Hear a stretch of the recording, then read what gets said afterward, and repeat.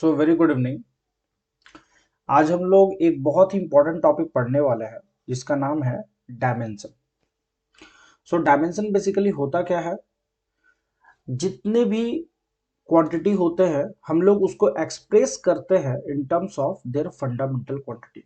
We have 7 fundamental quantity, 7 हमारे पास fundamental quantity है। And we also have 2 supplementary units like radian and जो plane angle हम लोग बोलते हैं। तो डायमेंशन में हम लोग किसी भी क्वांटिटी को अगर मुझे एक्सप्रेस करना है फंडामेंटल क्वांटिटी में, तो उस फंडामेंटल क्वांटिटी का क्या पावर रहने वाला है हम लोग उस चीज को बोलते हैं डायमेंशन। जैसे कहने का मतलब है, अगर मान लीजिए कि हम लोग एरिया की बात करें, तो एरिया बेसिकली होता क्या है? तो अगर हम किसी भी चीज का एरिया लेंगे, जैसे लेट सपोज अगर हमने रेक्टेंगल लिया, सपोज करो रेक्टेंगल हमने लिया, एंड रेक्टेंगल का एज वी नो कि हमारे पास एक लेंथ होता है एंड साथ में एक ब्रेड्थ होता है, सही बात है। तो लेंथ एंड ब्रेड्थ में अगर लेंथ का अगर हम बात करेंगे तो हम लोग इसको लेंथ में मेजर करेंगे, ब्रेड्थ को भी किससे मेजर करेंगे? लेंथ में मेजर करेंगे। तो सिंपली एल इंटू एल हो जाएगा, ये एल इंटू बी होना चाहिए, बट सिंस लेंथ को हम लोग लेंथ में मेजर करते हैं, बी को भी हम लोग लेंथ में मेजर करते हैं, तो एरिया क्या हो जाएगा?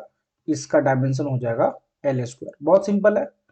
जैसे मान लीजिए कि किसी ने सोचा कि नहीं सर, अगर हम लोग बात करें एक सिलेंड्रिकल फॉर्म का, और इस सिलेंड्रिकल जो कर्व्ड सरफेस एरिया होता है, तो वो भी तो एक एरिया है। तो curved surface area of cylinder suppose करिए, इसका मुझे फाइंड करना है डायमेंशन क्या होता है। तो बहुत सिंपल है, डायमेंशन हमारे पास है 2 पाई आर एच। अगर हम लोग इसका हाइट को बोलते हैं एच एंड इसकी रेडियस को बोलते हैं आर, तो we know the curved surface area of cylinder is how much? 2 pi R H.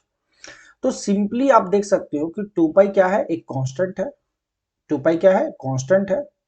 Radius को हम लोग मेजर करेंगे लेंथ में, एंड जो उसका हाइट है उसको भी हम लोग मेजर करेंगे लेंथ में।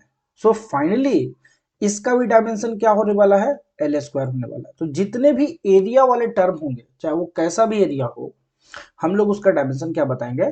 L square. सिमिलरली अगर हम वॉल्यूम के बारे में बात करें तो इसका एल क्यूब हो जाएगा। तो आप देख सकते हो यहाँ पे पावर, हमारा लेंथ का पावर कैसा आ रहा है? क्यूब में। जैसे length into breadth into height हो गया, तो उसके हिसाब से एल क्यूब हो गया। सिमिलरली सिमिलरली अगर सपोज करिए ये हमारा वॉल्यूम पार्ट है, अगर इसी में हम लोग चाहते हैं एक्सेलरेशन का डायमेंशन, कैसे निकालेंगे एक्सेलरेशन का डायमेंशन? तो एक्सेलरेशन हम लोग क्या बोलते हैं? एक्सेलरेशन हम लोग बोलते हैं change in velocity upon time.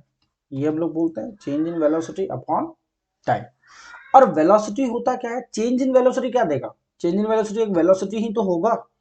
तो जो वेलोसिटी का डायमेंशन है, ऊपर में वेलोसिटी का डायमेंशन होगा एंड नीचे में डायमेंशन किसका होगा? टाइम का डायमेंशन होगा। बहुत सिंपल सी बात है। अब अगर हम बात करें वेलोसिटी का, तो वेलोसिटी होता क्या है? तो वेलोसिटी होता है डिस्प्लेसमेंट अपॉन टाइम होता है, एंड नीचे में क्या होता है? फिर से टाइम होगा। तो डिस्प्लेसमेंट जो है इसको हम लोग लेंथ मेजर करते हैं, और यहाँ पे जो टाइम है और यहाँ का टाइम है, तो ये स्क्वायर हो जाएगा। तो हम जानते हैं कि एल अपॉन टी स्क्वायर हो जाएगा। तो फाइनली ये बन जाएगा L T minus two. This is the dimension for acceleration. तो बेसिकली ये है हमारा बेसिक ऑफ योर डायमेंशन, जिसमें हम लोग डिफरेंट डिफरेंट चीजों का क्या निकाल सकते हैं? डायमेंशन निकाल सकते हैं। और जैसे अगर हम थोड़ा सा और बेसिक कुछ डायमेंशंस को अगर ले लें, तो जैसे एक्सेलरेशन हो गया, लेट सपोज अगर हम लोग मोमेंटम का डायमेंशन निकालना चाहते हैं, तो मोमेंटम का डायमेंशन कैसे निकलेगा? तो मोमेंटम होता क्या है? मोमेंटम होता है मास इनटू वेलोसिटी। बहुत सिंपल है। तो मास बेसिकली है क्या? m हो गया, एंड वेलोसिटी क्या हो गया? एल टी माइनस 1 हो गया। सो this is the dimension for your momentum.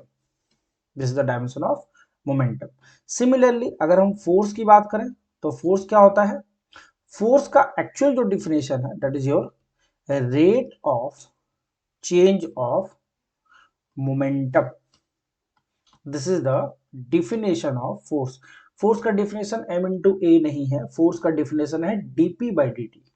So if you see, so this is dp by dt. So dp is what, change in momentum, and momentum का change क्या देगा, एक momentum देगा, तो इसका मतलब ऊपर में तो हमारा मोमेंटम का ही डायमेंशन रहने वाला है, एंड नीचे में हम लोग फिर से एक बार टाइम से डिवाइड कर दिए, so we will get force का डायमेंशन क्या मिल जाएगा हम लोग को, it will get mlt minus 2. Similarly अगर हम लोग ग्रेविटेशनल कांस्टेंट की डायमेंशन निकालना चाहते हैं, कैसे निकलेगा, so as we know force is equal to, हम लोग ग्रेविटेशनल फोर्स में पढ़े हैं, Gm1m2 अपॉन आर स्क्वायर होता है हमारा ग्रेविटेशनल फोर्स की वैल्यू जो न्यूटन्स ने दिया था। तो फोर्स की डायमेंशन होती कितनी है, तो it is mlt minus 2, it is equal to, अब g की डायमेंशन हमको नहीं पता है, m1 इंटू m2, m1 जो है वो भी मास है, m2 जो है वो भी कैसा है, मास है, तो मास इंटू मास कैसा हो जाएगा, मास का स्क्वायर हो जाएगा, एंड नीचे में क्या है, r का स्क्वायर, r क्या होता है, तो r होता है दोनों मास के बीच में क्या होता है, डिस्टेंस होता है, तो वो जो डिस्टेंस आप मेजर करोगे लेंथ में ही मेजर करेंगे, तो यहाँ पर क्या हो जाएगा, एल स्क्वायर हो जाएगा। तो सिमिलरली एक m से एक m आपका कैंसिल हो गया, सो g की जो डायमेंशन आ जाएगी, आप देखो यहाँ से ये m नीचे आ जाएगा एंड एल स्क्वायर ऊपर चला जाएगा, ये आंसर आ जाएगा m की power minus 1 then l cube and then t minus 2. This is the basic of dimension. Basic of dimension बोलने का मतलब कि डायमेंशन से रिलेटेड जो हम लोग सीखते हैं कि डायमेंशन होता क्या है, अभी ये डायमेंशन का क्या एप्लीकेशन पार्ट है वो हम लोग नेक्स्ट वीडियो में देखने वाले हैं, कि नेक्स्ट वीडियो में हम सीखेंगे कि क्या क्या इसके डायमेंशंस के यूज हो सकते हैं और कैसे हम लोग उसको सॉल्व करते हैं, ठीक है, उसके कैसे न्यूमेरिकल होते हैं और कैसे हम लोग उसको सॉल्व करते हैं। Thank you.